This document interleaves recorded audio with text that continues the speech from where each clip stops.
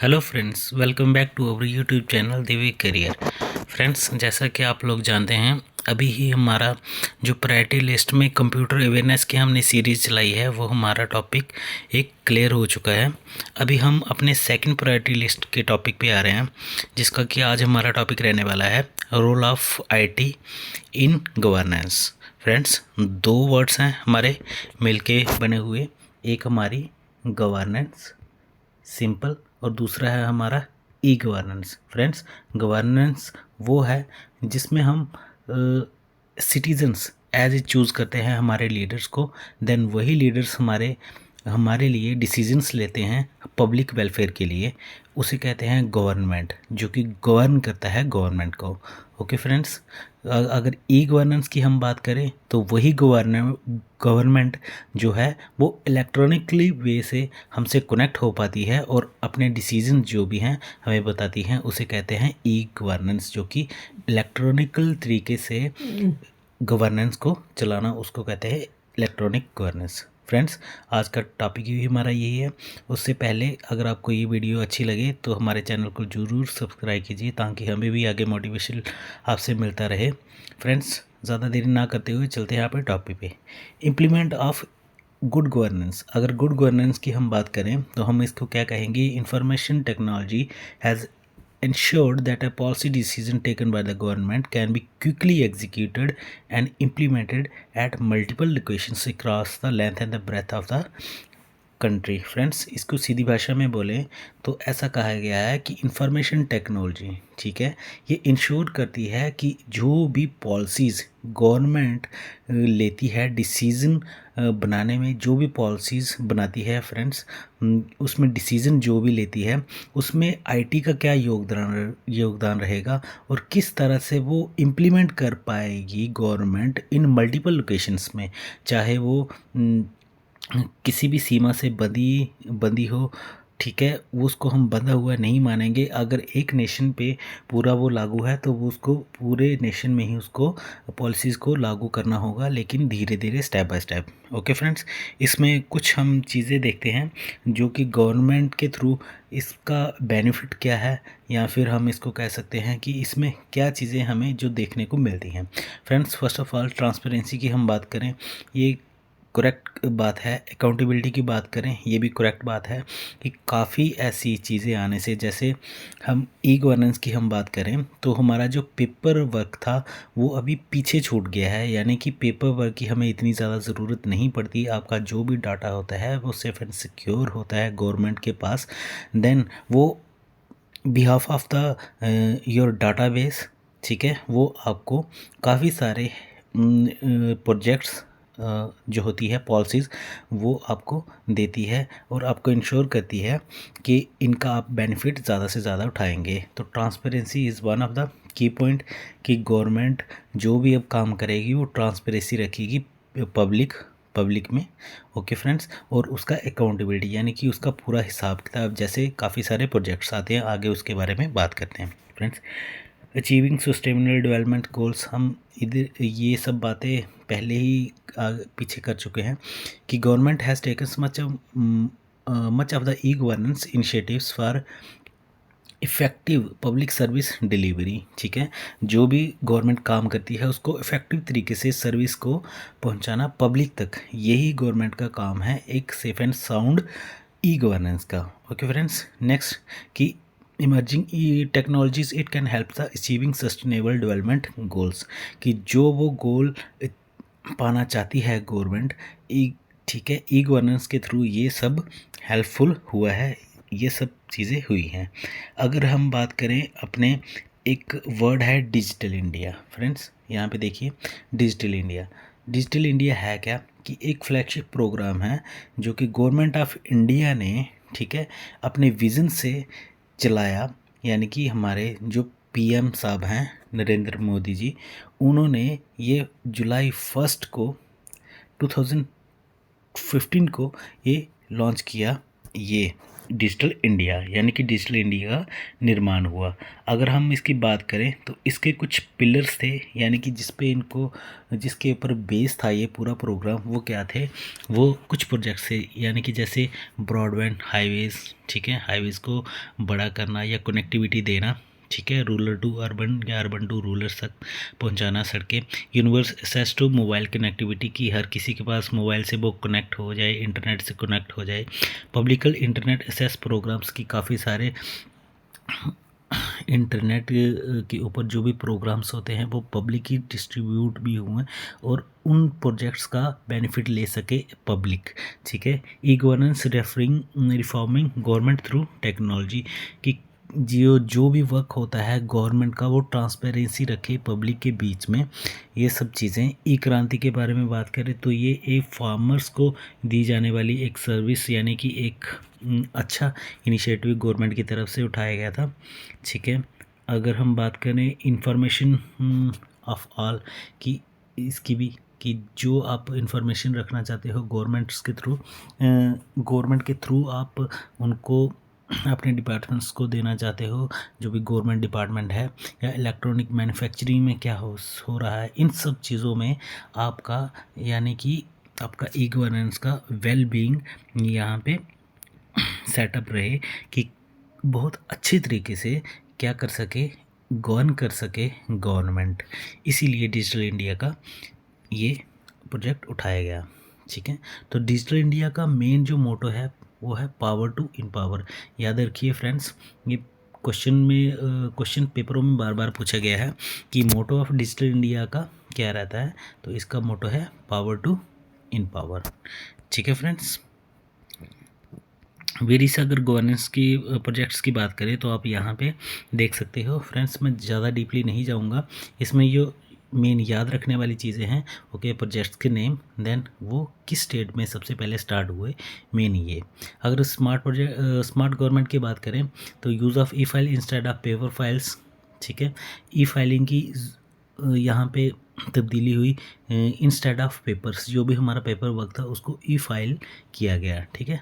वो आंध्र प्रदेश में सबसे पहले हुआ स्मार्ट गवर्नमेंट का प्रोजेक्ट, ठीक है फ्रेंड्स। नेक्स्ट हम बात करते हैं अपने खजाने प्रोजेक्ट्स की। तो इस प्रोजेक्ट में ये बताया गया है कि गवर्नमेंट ने ये प्रोजेक्ट सबसे पहले अपना चलाया कहाँ पे, अपने कर्नाटक में, जिसमें क्या कहा गया था, project resulted in the computerisation of the entire treasury data of the government of the state. Friends, कि जो भी ट्रेजरी बिल्स होते हैं या जो भी खजाना आता है, ठीक है, जो एम्प्लॉयज़ की सैलरी वगैरह होती है या किसी तरह से रिजर्व्स पड़े होते हैं गवर्नमेंट के पास, तो वो खजाने प्रोजेक्ट के अंदर ही ये आया, ठीक है। फर्स्ट कहाँ पे, कर्नाटका में।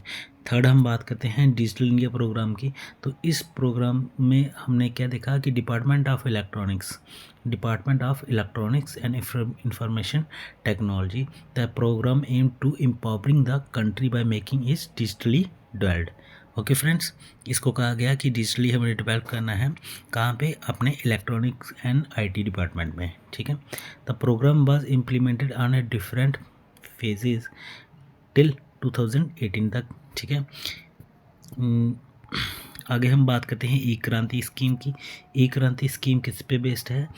It aimed at the expansion of the internet, mobile phones and computers to rural areas, कि जो भी हमारे रूरल एरियाज़ में लोग रहते हैं वहाँ तक अगर किसी तरह से मोबाइल कनेक्टिविटी या कनेक्शंस नहीं पहुँच पाते या उनको वो फैसिलिटी नहीं मिल पाती, तो वहाँ तक पहुँचाने के लिए ई क्रांति का प्रोजेक्ट लाया गया। ओके फ्रेंड्स, नेक्स्ट हम बात करते हैं अपनी ई गवर्नेंस इन म्यूनसिपैलिटीज़ की बात करें तो यहाँ पे काफ़ी सारे प्लान्स लाए गए, जैसे कि हमारा एक स्वच्छ भारत अभियान, वो भी इसी के अंडर आता है, ठीक है।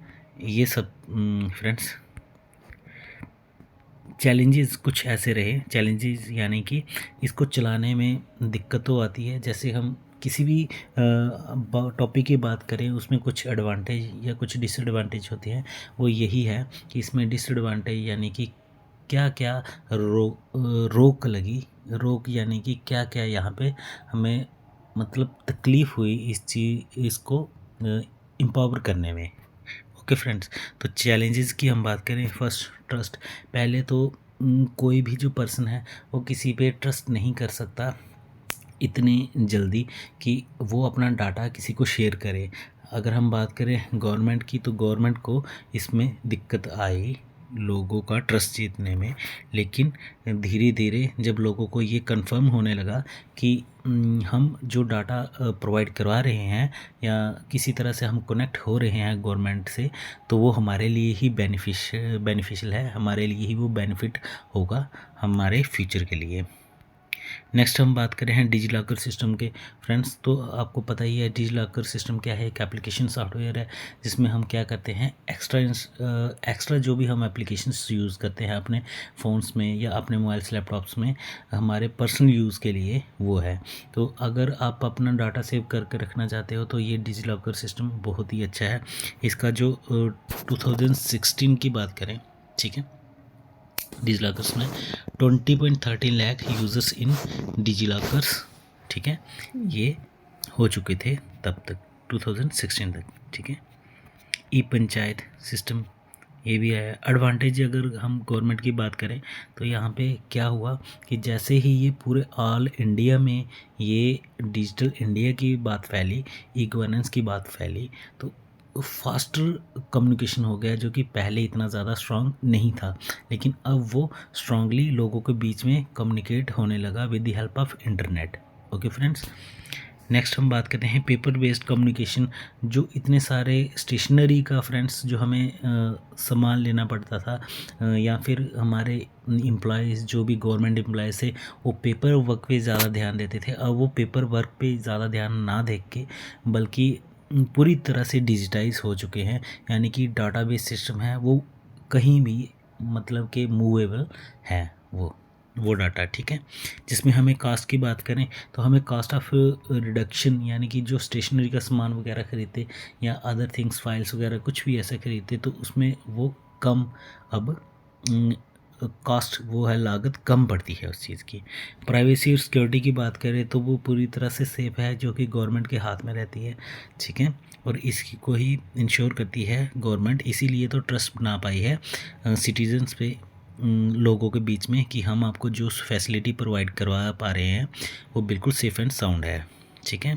एक्सेसिबिलिटी की बात करें हम यहाँ पे, due to the inadequate infrastructure facilities in rural areas and language various peoples are unable to access governance.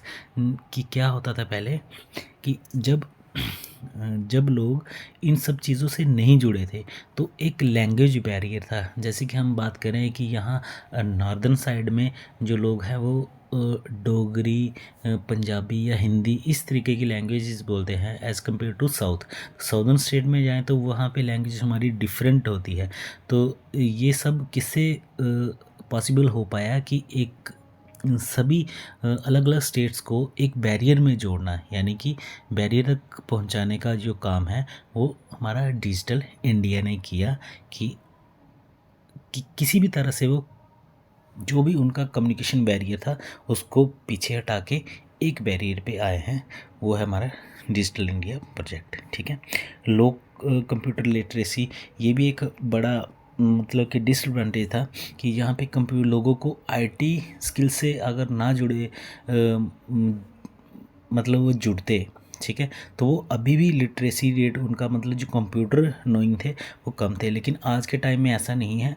आज के टाइम में हर एक पर्सन को कंप्यूटर नोइंग होना ही चाहिए और इसी का बेनिफिट उनको मिलता है। अगर कोई पर्सन ये सोच रहा है कि उसको कंप्यूटर चलाना नहीं आता या किसी तरह से उसने नहीं सीखा, ऐसा नहीं है फ्रेंड्स। आपके हाथ में भी स्मार्टफोन है, अगर आप स्मार्टफोन चला रहे हो तो आप यानी कि कंप्यूटर नोइंग लगभग हो, ठीक है।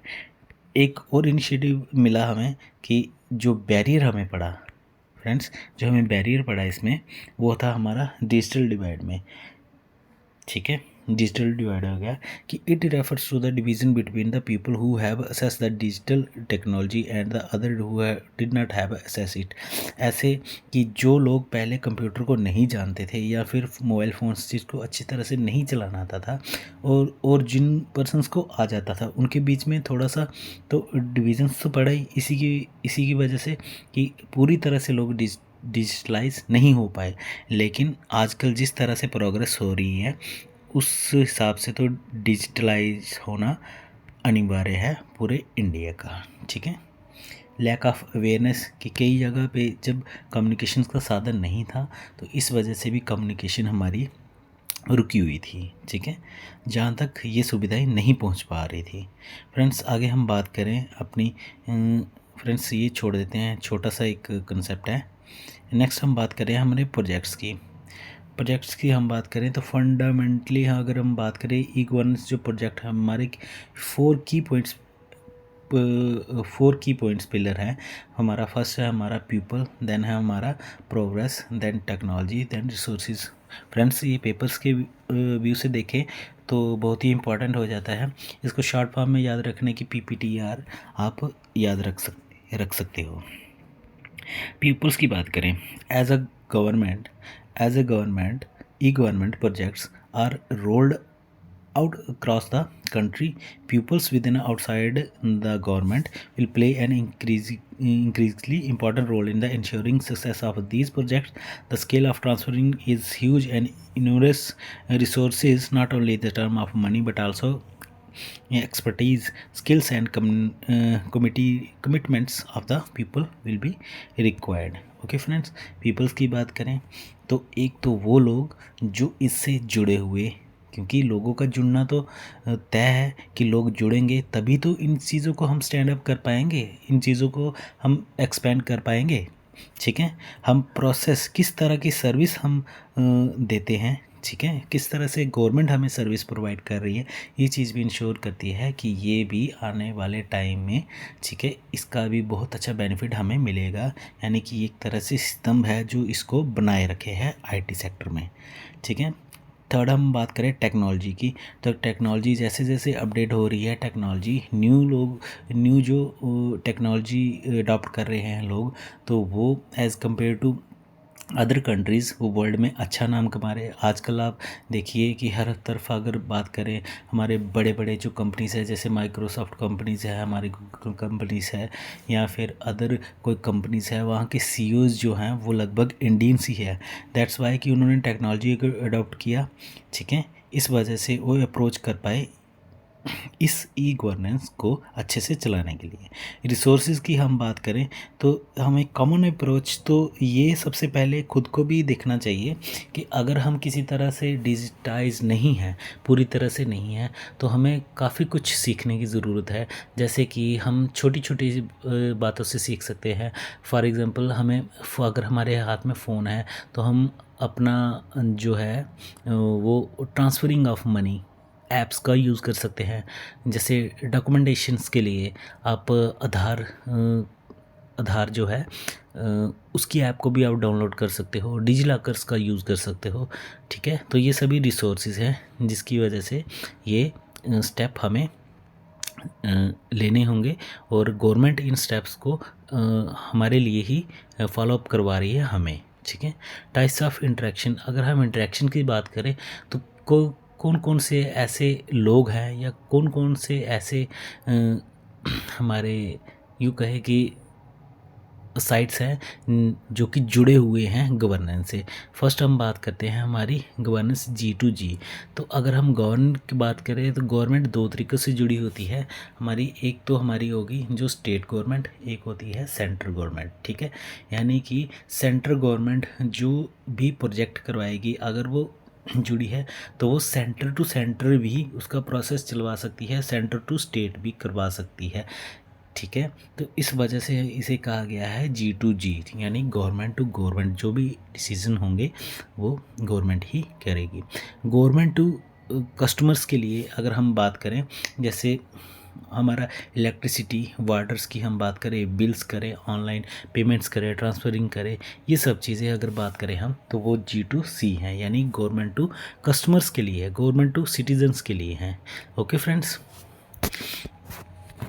गवर्नमेंट टू बिज़नेस की अगर बात करें हम, ट्रांजैक्शंस बड़े पैमाने पे, जैसे हम कहते हैं टैक्स अप्रूवल्स की, tax approval of patents of company corporations, other अगर हम बात करें जैसे कि इंपोर्ट एक्सपोर्ट बिजनेसेस की बात करें बड़े पैमाने पे, तो वो सब आता है G2B में। ठीक है फ्रेंड्स, अगर हम बात करें अपना fourth and last that G2E, जिसमें हम बात करते हैं गवर्नमेंट टू एम्प्लॉयज़ की, गवर्नमेंट के जो एम्प्लॉय होते हैं उनको वो किस तरह से, ठीक है, मैनेज कर पाते हैं। हमारे गवर्नमेंट जो भी सेक्टर में काम करते हैं एम्प्लॉय, उनको कैसे गवर्नमेंट गवर्न कर पाती है with the help of IT in E-गवर्नेंस। ओके फ्रेंड्स, आई होप आपको ये वीडियो अच्छा लगा होगा। फ्रेंड्स, अगर आपको ये वीडियो अच्छा लगा तो हमारे चैनल को सब्सक्राइब कीजिए, लाइक कीजिए और शेयर कीजिए आपके फ्रेंड्स के साथ। और नेक्स्ट वीडियो में मिलते हैं आपको, तब तक के लिए okay, thank you, bye bye.